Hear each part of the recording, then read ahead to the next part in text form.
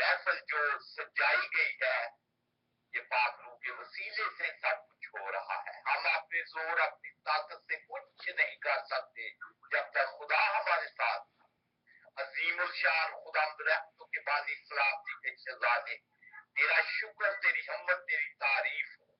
لشکروں کے خدا میں تیرا شکر کرتا ہوں تیرے آج کے خدا بائبل فیصد کے اس مسئلے کے لیے جو روئے زمین میں خدا تیرے لوگ ارد گرد سے سخت کے ساتھ بیٹھے ہوئے ہیں. خدا جن لوگوں نے اپنے منہ و دل کا نذرانہ تیرے مسئلے پر ادا کیا ہے خدا تم نے ڈھیر و ڈھیر برکتوں سے معلومات کیا ہے. خدا تیرا شکر ہو ہر ایک کے لیے جس نے جو حصہ تیرا تھا تجھے ادا کیا. خدا اس کو بڑی برکت دینا گرانوں سمیت برکت دینا. آج کی خدا لیڈ کے لیے آج کی کہانت کی خدمت کے لیے خدا اس بیٹی کے لیے جس نے اپنے ہوٹ و دل کی قربانی تیرے مسئلے پر ادا کر رہی ہے.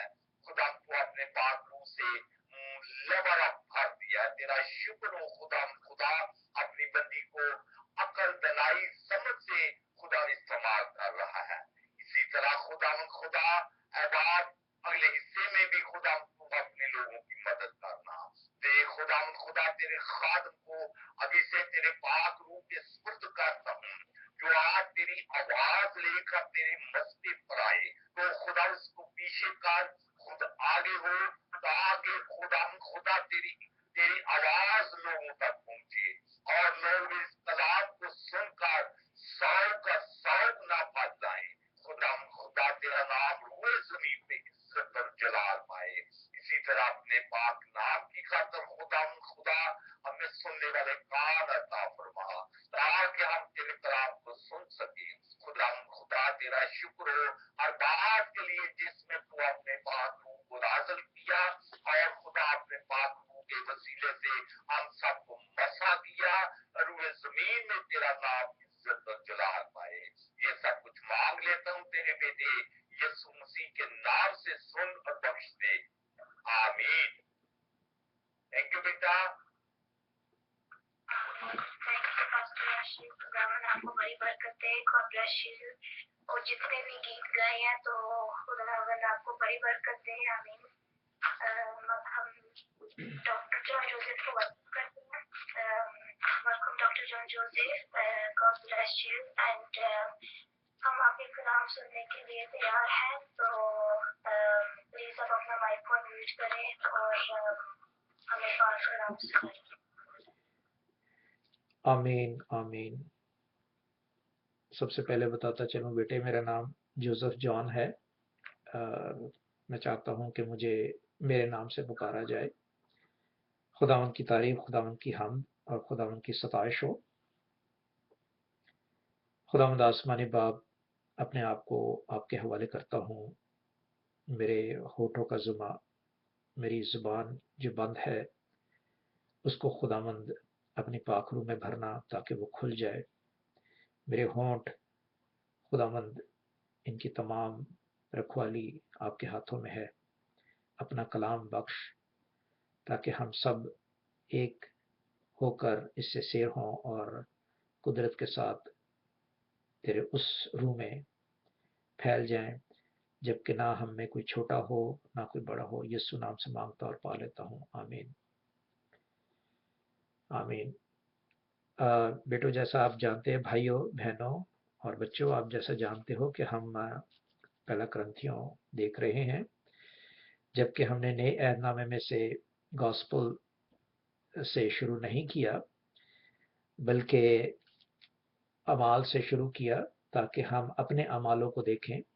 بعد میں ہم دیکھیں گے جو خداوند کی باتیں ہمیں بتائی گئی ہیں. لہٰذا خداوند کی باتیں میرے خیال سے ہر کوئی جانتا ہے لیکن عمل کرنے تک ہم کمزور ٹھہرتے ہیں جس کی وجہ سے ہم نے اعمال کی کتاب سے شروع کیا اور اب ہم کرنتھیوں تک پہنچ گئے ہیں. رومنز بھی ختم کیا اب پہلا کرنتھیوں دیکھ رہے ہیں. تو اس میں ہم جانتے ہیں کہ بیان طلب تھا کہ इस कलीसिया में जो करंथन्स में रहती थी, और वो यहूदी थे और फ़लस्तीनी भी मौजूद थे उस ज़माने में। उस ज़माने में रोमन्स भी थे, फ़र्क जो हैं वो लोग मौजूद थे। उनमें झगड़े होते चले आते थे और वजूहात बयान की गई हैं, और ख़ासकर उन लोगों को जो यहूदी कहलाते थे। जबकि आज हम भी देखते हैं तो हमें वही हालात देखना ज़रूरी है कि जब हम मसीह कहलाते हैं तो मसीह के बाद क्या हमें वही झगड़े जो पौलुस रसूल ने बयान किए हैं पहले करंथियों को, तो उसमें क्या हमें भी ये झगड़े पाए जाते हैं? अगर पाए जाते हैं तो हम इसे किनारा करें। आज का सबक यही हमारे दरमियान में है, और बताता चलूं कि सबसे पहले ये पैगाम जो है उन बेटों और बेटियों के लिए है, उन बच्चों के लिए है जो शादीशुदा नहीं है। ये ख्याल रखिएगा। आज का जो पहला करंथियों 6 बाब है, वो बच्चे जो शादीशुदा नहीं हैं, वो आइंदा को अपनी जिंदगी किस तरह बेहतर बनाए ताकि उनका जो फल है वो खुदावंद के साथ मुंसलिक रहे। हमने देखा पहले बाब में झगड़ों के बारे में ही कहा गया था, फिर तफरकों के बारे में कहा गया था, और वो तफरके बयान किए गए हैं दूसरे बाब में, दुनियावी और बातनी और रूहानी, ये सब बातें। और फिर तीसरे बाब में बर्दाश्त की कमी, जो कि आप जानते हैं कि तीसरे बाब उसकी 16 आयत में खुदावंद ने कहा है कि मैं आपके बदन में रहता हूँ और आप मेरा ही गिरजा हो, मेरा ही घर हो, और मैं आपको इस्तेमाल करना चाहता हूँ। तो उसमें अगर बाप में इतनी बर्दाश्त है कि उसने आसमान छोड़कर जमीन पर रहना मुनासिब समझा, तो हम में भी ऐसी बर्दाश्त काबिल कबूल होनी चाहिए जो खुदावंद को पसंद हो। चौथे बाब में फखर के बारे में लिखा है, जो 4 बाब 6 आयत में है। 5वें बाब में हमने देखा कि शहवत परस्ती थी, और वो शहवत परस्ती ही हरामकारी कहलाती है, और चाहे शादी के बाद हो या शादी से पहले हो, वो हरामकारी कहलाती है। और इस तरह आज हम 6 बाब पर आए हैं, और 6 बाब में हम देखेंगे दुनियावी हक, रूहानी हक की चीजें और उनकी हिफाजत। ठीक है। और फिर हम देखेंगे नक्स और नुकसान। किसी चीज में नक्स हो, उसे इस्तेमाल करने से क्या होता है? नुकसान होता है। और फिर हम देखेंगे बातनी सोबत, रूहानी सोबत। और फिर हम देखेंगे बदन रूल कुदस का मकदस है, और इस मकदस को हम किस तरह खुदावंद के सामने पेश कर सकते हैं। तो आइए हम चलते हैं खुदावंद के पास, और मैं चाहूँगा कि बच्चे जो पढ़ना चाहते हैं, पादी साहबान बल्कि ना पढ़ें, जो बच्चे पढ़ना चाहते हैं, ताकि हम सीख रहे हैं और इस सखावत में हम बढ़ते जाएं। 6 बाब उसकी पहली आयत से लेकर 8 आयत तक पढ़ दीजिए, 5 आयत तक पढ़ दीजिए। कौन पढ़ेगा? जी बेटे। पहला ग्रंथ उसका 6 बाब पहली से 5 आयत। जी बेटे। क्या तुम में से किसी को ये जरूरत है कि जब दूसरे के साथ मुकदमा हो तो फैसला के लिए बेदीनों के पास जाए और मुकद्दसों के पास ना जाए? क्या तुम नहीं जानते कि मुकद्दस लोग दुनिया का इंसाफ करेंगे? बस जब तुमको दुनिया का इंसाफ करना है तो क्या छोटे से छोटे झगड़ों के भी फैसले करने के लायक नहीं? कि हम फरिश्तों का इंसाफ करेंगे, तो क्या हम दुनियावी मामले फैसले न करें? बस अगर तुम दुनियावी मुकदमे हो तो क्या उनको मुसन्निफ मुकर्रर करोगे जो कलीसिया में वकील समझे जाते हैं? मैं तुम्हें शर्मिंदा करने के लिए ये कहता हूँ, क्या वाकई तुम में एक भी दाना नहीं मिलता जो अपने भाइयों का फैसला कर सके? आमीन। आमीन। थैंक यू बेटे, खुदावंद आपको बरकत दे। आपने खुदावंद के अल्फाजों से हमें भी बरकत बख्शी, हम शुक्र अदा करते हैं। पहली आयत तो आप अच्छी तरह से जानते हैं और समझते भी हैं। उसमें बताया गया है कि किसी की कोई जरूरत नहीं होती कि वो बेईमानों के पास जाए। फर्ज किया यही एक बात मौजूद है कि हम जो मसीही हैं, हमने अपने फैसलों को बयान करने के लिए या कहने के लिए हम गैर मसीहों के जजों के पास नहीं जाते। आई मीन टू से रूहानी तौर पर हम देखेंगे बातनी सोबत और रूहानी सोबत। तो रूहानी सोबत के लिए हमें खुदा के साथ रहना मुंसलिक है और हम ईमान होना जरूरी है। और जब हम ईमान हैं तो हम वो मसीही जो हम ईमान है उनके पास ही जाएंगे, क्योंकि हमें भरोसा है कि वो खुदावंद के कलाम के मुताबिक हमारा फैसला करेंगे। तो यहाँ पे बयान किया गया है रूहानी तौर पर कि किसी की ऐसी जरूरत नहीं होती कि मसीही आदमी जो है वो मुसलमान आदमी के पास जाए या हिंदू के पास जाए या पारसी के पास जाए या जो मजहब नहीं रखता उसके पास जाए तो कहे कि हाँ भी अपने दीन के मुताबिक हमें बता कि हम क्या करें। ऐसा नहीं होता कभी भी। जो हम ईमान रखते हैं उसके मुताबिक हम अपने मसीही बुजुर्गान के पास और बुजुर्ग रहनुमाओं के पास, मुबशरों के पास जाते हैं ताकि हमारा जो फैसला है वो कलाम के मुताबिक हो।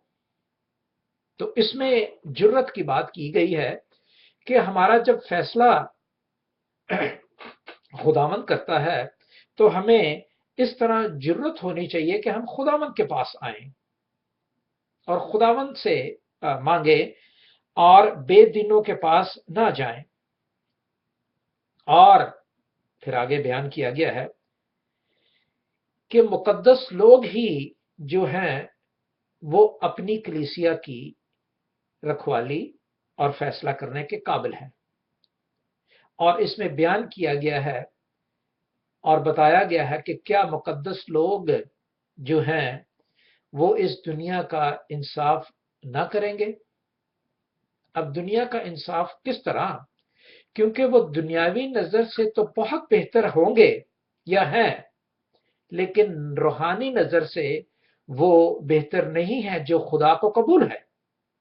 और जब वो खुदा को कबूल ही नहीं तो भले मैं बहुत सारी गाड़ियां रखता हूं, बहुत सारे घर रखता हूं, मैं अमेरिका में बैठा हुआ हूं, मेरे बच्चे बहुत अच्छे हैं, मेरा ये कुछ है, मेरा वो कुछ है, मैं बहुत हूं, तो मैं कुछ भी नहीं हूं। तो मेरा जो इंसाफ होगा खुदा के सामने वो रूहानी तौर पर होगा, जिस्मानी तौर पर नहीं। जो खुदा ने मुझे बरकतें दे दी ही हैं वो दुनिया में रहेंगी, लेकिन एक वक्त वो दुनियावी बरकतें खुदावंद मुझसे छीन लेगा और अब मुझसे वो रूहानी बात करेगा कि आप बताएं कि आपने मेरे साथ कितनी सोबत की है। ठीक है, तो यहां पे एग्जैक्टली दुनियावी मुकदमे के लिए नहीं बल्कि दुनिया के लोगों को या के लिए रूहानी मुकदमों में हमें शामिल होना जरूरी है। लेकिन अगर हम ही ऐसे निकले तो हम कैसे मुकद्दस होंगे और किस तरह उसका इंसाफ करने वाले होंगे। दुनिया का इंसाफ तो यहां बैठे बैठे हो जाता है, क्योंकि दुनियावी जजे कोर्ट्स जो हैं वो मौजूद हैं, अदालतें मौजूद हैं और दुनियावी जज भी मौजूद हैं। तो वो दुनियावी जज जो है आप जानते हैं, आप समझते हैं کوئی نہ کوئی آدمی ضرور اس مسئلے میں پڑتا ہے دنیاوی، اور وہ دنیاوی جج کے پاس جاتا ہے، لیکن ہمیں مقدس جج کے پاس جانا ہے، اور مقدس جج کے پاس جانے کے لیے ہمیں کلام میں پیوست ہونا ضروری ہے۔ بڑی اچھی ایک اور بات کرتا چلوں آپ سے، اگر خدا کلام ہے تو میرا خداوند کے کلام کے پاس آنا ضروری ہے۔ اگر خداوند کلام ہے تو یہ سمجھ لیں کہ یہ خدا ہے، اور اگر میں خدا کے پاس نہ آیا تو میں مقدس کیسے بنوں گا، اور میں خدا کی باتیں کیسے جانوں گا؟ اور خدا کے پاس آنا یعنی کلام کے پاس آنے کی بات ہے۔ جب میں کلام پڑھوں گا ہی نہیں تو میں خدا کے پاس کیسے آؤں گا؟ It make sense? جب میں گھبراؤں گا، جب میں میچور نہیں ہوں گا، ایسی بات نہیں ہے جو میں آج آپ کو بات کر رہا ہوں کل یہ مجھ پر نہیں تھی، یہ کل مجھ پر بھی تھی۔ میں جوان تھا لیکن پڑھنا مناسب نہ سمجھتا تھا کسی محفل میں یا اپنے گھر میں، اور جب میں اپنے گھر میں ہی بائبل مقدس نہیں پڑھتا تھا، یعنی خدا کے پاس نہیں آتا تھا جو کہ کلام ہے، یہ کلمہ مجسم ہوا اور ہمارے درمیان میں ٹھہرا۔ آپ جانتے ہیں یوحنا کی کتاب اس کا پہلا باب، یوحنا کی انجیل۔ تو اس طرح جب میں پہلے گھر میں بھی نہیں پڑھتا تھا تو میں خدا کے پاس تو نہیں آیا جو ہمیں انصاف کے قابل بنائے گا، یا پھر میں نے محفل میں نہیں پڑھا، اگر اوپن کال ہے تو محفل میں نہیں پڑھا، یا پرٹیکولرلی کہا گیا ہے تو دیٹ ڈفرنٹ سٹوری، اگر پرٹیکولر کیا گیا ہے تو ڈفرنٹ سٹوری، لیکن اگر اوپن کال ہے تو پڑھنا ضروری ہے۔ ہم اجازت لے کر اس کو پڑھیں تاکہ ہم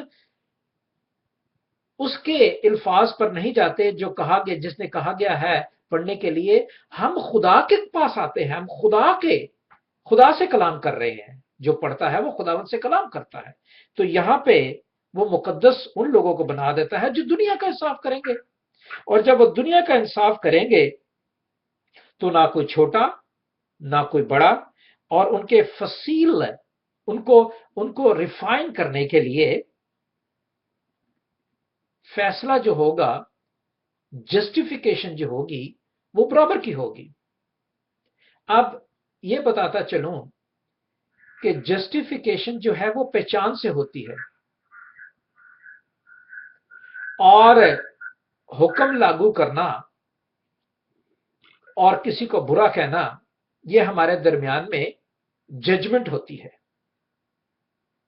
ججمنٹ میں فرق ہے اور جسٹیفیکیشن میں فرق ہے۔ جسٹیفیکیشن ہمیں پہچان کے ذریعے ہونی چاہیے، لیکن جج بننے کی ضرورت نہیں ہونی چاہیے۔ جج ہمارا خداوند ہی ہے، اور جب ہم جج دنیا میں نہ بنے اور وہ جسٹیفیکیشن ہم میں تھی، جسٹیفائی کر کے ہم نے بیان کر دیا کہ یہ غلط ہے یہ درست ہے، تو خدا ہمیں اس نمونے پر جس پہ ہم نے جسٹیفائی چھوٹے اور بڑے میں برابر کے طور پہ کی تھی، خدا بھی ہمارے ساتھ جج بن کر اس چھوٹے اور بڑے کا انصاف فصیل کے ساتھ کرنے کے لیے ہے۔ آگے لکھا ہے، کیا تم نہیں جانتے کہ ہم فرشتوں کا انصاف کریں گے؟ ہم اس تصور میں نہ رہیں، ہم اس فخر میں نہ رہیں، خاص کر میں اپنی بات کرتا ہوں، میں اس فخر میں نہ رہوں، اس فخر میں میں یہ بات نہ کروں کہ میں فرشتوں کا انصاف کروں گا۔ ٹوٹلی رانگ،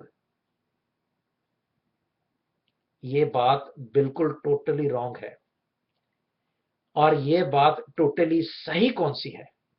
اب یہ بھی تو بتاتا چلوں نا، اگر میں کہہ رہا ہوں کہ یہ ٹوٹلی رانگ ہے تو صحیح کون سی ہے؟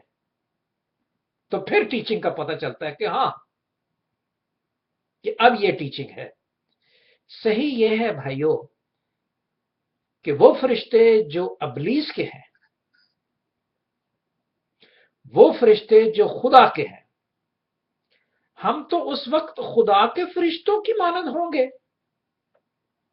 اور وہ فرشتے جو شیطان کے ہیں ان کا انصاف کریں گے۔ کیونکہ انہوں نے وہ گھمنڈ کیا کہ خدا آپ ہی نے ہمیں برکت دی تھی، میں دنیا میں امریکہ میں رہتا، میں کلام سناتا، میں یہ کرتا، میں وہ کرتا، میں اپنا چرچز میں جاتا، میں گھروں میں جاتا، میرے بزنس میں جو بھی ہے میں ان کو کلام سناتا تھا، میں نے تو بہت کچھ کیا آپ کے لیے، ٹھیک ہے، اور اس کے باوجود میرے پاس گھر ہے، میرے بچے بہت اچھے تھے، میرے خاندان بہت اچھا تھا، میرا پیچھے کا خاندان آگے کا خاندان بہت اچھا تھا، تو وہاں پہ فیصلہ تو یسوع ہی کرے گا کہ میں تمہیں نہیں جان، میں جان تجھے نہیں جانتا، میں مانتا ہوں تو نے بہت کلام سنایا ہے، پہلا کرنتھیوں 13 باب، لیکن تو نے کچھ سہا ہے، تو نے کسی کی برداشت کی ہے؟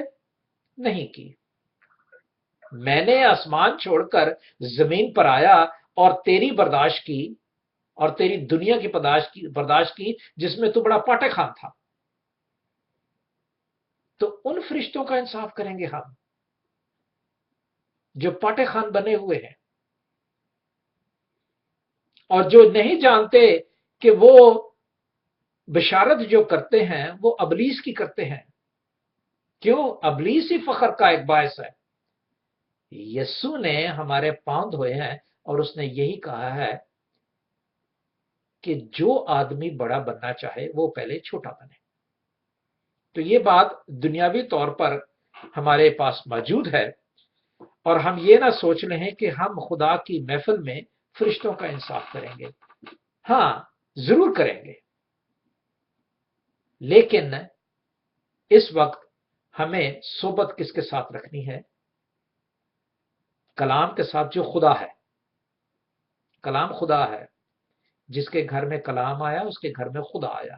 تو جب خدا کے ساتھ ہی میں نے صحبت نہیں کی، میں نے نہیں پڑھا، میں نے نہیں سنا، میں نے نہیں جانا، میں نے نہیں عمل کیا، تو میری تو صحبت بیکار ہے۔ میں نے تو دنیا کے ساتھ صحبت کی تھی جس کے لیے میں جدوجہد کرتا رہا اور خدا مجھے بلیس کرتا رہا۔ اینی ہاؤ، تو کیا ہم دنیاوی معاملے فصیل نہ کریں؟ اب ہوتا یوں ہی ہے کہ پادری صاحبان یا مبشر صاحبان یا ایونجلسٹ صاحبان یا بشپ صاحبان جب کلام کی بات کرتے ہیں کسی کو سمجھانے کے لیے تو انہیں رد کیا جاتا ہے، اور انہیں کہا جاتا ہے بھائی سب کچھ کر لینا لیکن خدا کی کلام کی بات میرے سامنے نہ کرنا، میں جانتا ہوں کلام کتنا ہے، میں جانتا ہوں کلام کی باتیں ساری ہے، لیکن یہاں کلام کی بات نہیں ہے، آپ یہاں کلام نہ کریں۔ تو پادری صاحب بیچارے ہاتھ جوڑ کے تو چلے جاتے ہیں۔ یہاں پہ وہی لکھا ہوا ہے، وہ قبول ہی نہیں کرتے، وہ خدا کے کلام کے پاس آنا نہیں چاہتے، اور جو آتے ہیں ان کے بارے میں ہے۔ اور اس طرح پولس رسول ہمیں بتاتے ہیں کہ ہم پھر کیوں نہ کریں دنیاوی، ہمیں دنیاوی باتوں میں بھی پختہ ہونا ضروری ہے۔ اب وہ دنیاوی باتیں پختہ ہونے کے لیے ایک مثال آپ کو دوں گا جو بائبل ہی سے ہے، میری بات مثال نہیں رہے گی، بائبل کی مثال رہے گی۔ یہاں پہ کیوں لکھا ہے؟ کبھی ہم نے کسی نے غور کیا ہے اس بات پہ کہ کیوں لکھا ہے؟ کیوں یہ لکھا ہے کہ فصل تو تیار ہے مگر فصل کاٹنے والے تھوڑے ہیں، باپ سے دعا کرو کہ فصل کاٹنے والے بھیجے اور ہم سب اس میں شامل ہوں۔ تو فصل کاٹنے کے لیے کون سی فصل کاٹنے کے لیے کہا گیا ہے؟ پہلے تو یہ مجھے اپنے آپ سے سوال کرنا ہے، جان میں پہلے اپنے آپ سے سوال کروں کہ کون سی فصل کاٹنے کے لیے کہا گیا ہے، اور کاٹنے کا مقصد کیا ہے؟ کاٹنے کا مقصد یہ ہے کہ زمین سے علیحدہ کرنا۔ جب فصل جو ہے وہ زمین کے ساتھ جڑی رہتی ہے، اس وقت تک جڑی رہتی ہے جب کہ اس کو طاقت کی مضبوط ہونے کی، پورا پھل، اس کا جوس، اس کا ساری نرشمنٹ جو ہے اس میں داخل ہونے کی ضرورت ہے، زمین کے ساتھ کنیکٹ رہتی ہے۔ اور کاٹنے کا کیا مقصد ہے؟ زمین سے علیحدہ کر دینا، کسان کیا کرتا ہے؟ کاٹتا ہے تو اس کو زمین سے علیحدہ کر دیتا ہے، اور جب زمین سے علیحدہ کر دیتا ہے تو کیا کرتا ہے؟ اس کو چھانٹتا ہے تاکہ بھوسا جو ہے وہ علیحدہ ہو اور بیج جو ہے وہ علیحدہ ہو، اور پھر کیا کرتا ہے؟ اس کو گوداموں میں رکھتا ہے تاکہ اس پہ ہوا، اس پہ سورج اور دوسری وبائیں جو ہیں اس پہ نہ پڑے، اور اس پہ جو ہے پراپرلی انوائرمنٹ ہو، اس کی حفاظت میں رکھتا ہے۔ یہ ہم نے جیزس نے کیا ہمارے ساتھ، یہ جیزس نے کیا ہمارے ساتھ۔ وہ اس پودے کی طرح اگایا گیا ہے، اور اس نے خداوند کے فضل کے مطابق، خداوند کی قدرت کے مطابق اس جسم کو علیحدہ کیا ہے زمین سے، اور علیحدہ کر کے بتایا ہے کہ دیکھو میں دنیا سے بالکل علیحدہ ہوں، آپ جانو، آپ سمجھو۔ اور اس نے حفاظت، اپنے بیج کو اس نے پھر روٹی بنا کر مجھے دیا ہے، اے جان لے کھا، تاکہ تو طاقت پائے۔ تو اس طرح جو بات ہے فصل کاٹنے کی، دنیا کے لوگوں سے علیحدہ کرنے کی، جب دنیا کے لوگوں سے ہم مضبوط ہو جاتے ہیں، سمجھ جاتے ہیں، سب کچھ ہو جاتا ہے، تو پھر یہ آدمی کہتا ہے ہاں یار یہ بڑا ہوشیار آدمی ہے، بہت بہت نائس آدمی ہے، ہوشیار آدمی۔ اب نائس تو ہے، لیکن صحبت جو خدا کے ساتھ ہے وہ بھی مجھے رکھنی ہے تاکہ میں فرشتوں کا انصاف کر سکوں، رائٹ؟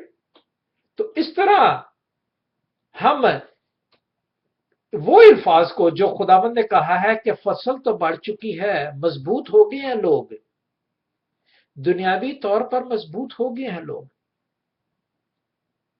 اب کیا وقت تھا کہ جب ہماری دادا دادی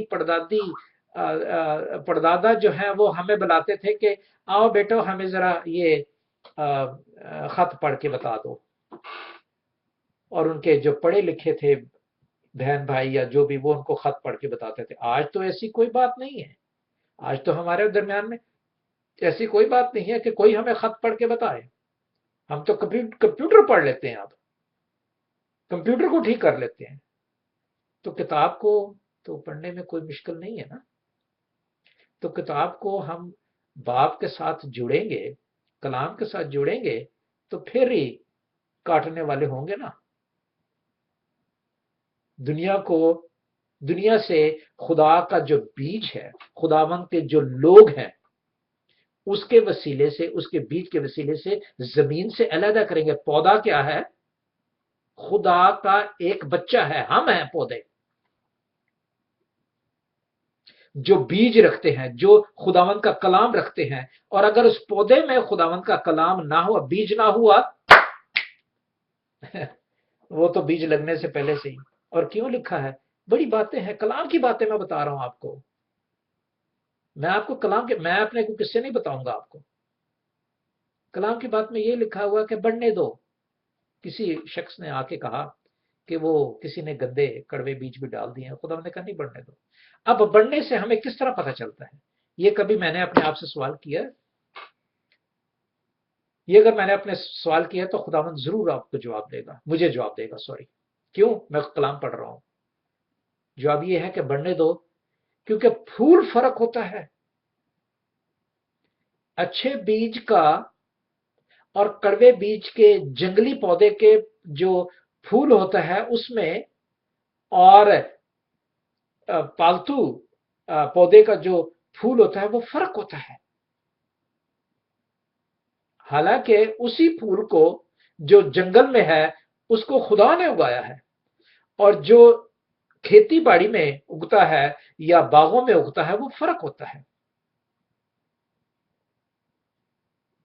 تو جب پھول فرق ہوگا تو اس لیے پھول کے حساب سے، پھل کے حساب سے، کہ یہ کڑوا پھل ہے، یہ کڑوا پھول ہے، یہ ڈفرنٹ پھول ہے بھائی۔ یہ میں نے مالٹا اگایا تھا تو یہ مالٹے کا پھول نہیں ہوگا، یہ پھول نہیں ہے۔ اب پھول نکلتے ہی اس کو نکال دے گا، پھل تو لگنے کی بات ہے۔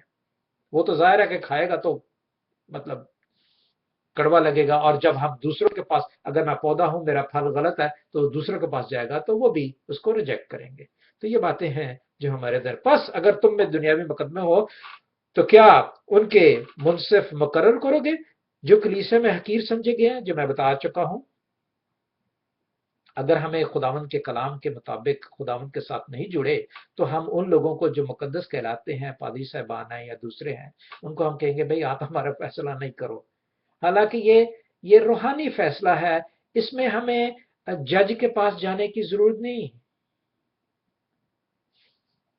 ये कहने की जरूरत नहीं कि हाँ भाई वो हर्बर्ट फ्रांसिस या वो गैब्रियल साहब जो बड़े बहुत अच्छे जज हैं, हम उसके पास जाएं।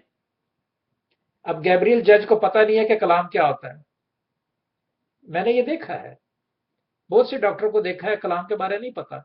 हाँ, जिस्म तो ठीक कर देते हैं, कलाम के बारे में नहीं पता उन्हें। बहुत से जज ऐसे हैं कलाम के बारे में नहीं जानते।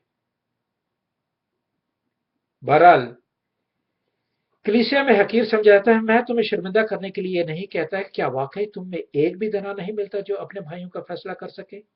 बल्कि भाइयों में मुकदमा होता है, और वो भी बेदीनों के आगे। लेकिन दरअसल तुम में बड़ा नक्स ये है कि आपस में मुकदमेबाजी करते हो, जुल्म उठाना क्यों नहीं जानते? नक्स है, और जो नक्स है यानी वो नुकसान पैदा करेगा। कोई भी देख लो, फल देख लो, उसमें नक्स हो, यानी वो किसी जगह से दागी हो, तो उसको दाग को निकालना, उस नक्स को निकालना पड़ता है, क्योंकि वो हमें क्या करेगा, नुकसान देगा।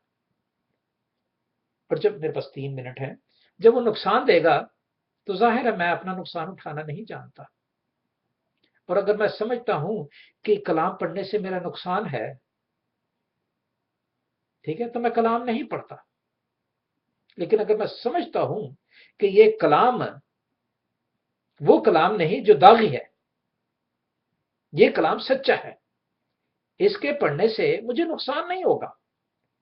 दुनिया भले कहती है यार कि पादरी बन गया, और मैं खुद कहता था, मैं अपनी फुफियों को कहता था, हाथ जोड़ता था, खुदा मेरे लिए ऐसा ना को कि मैं पादरी बनूंगा, मैंने पादरी शादरी नहीं बनना। खैर any how, leave it all this things.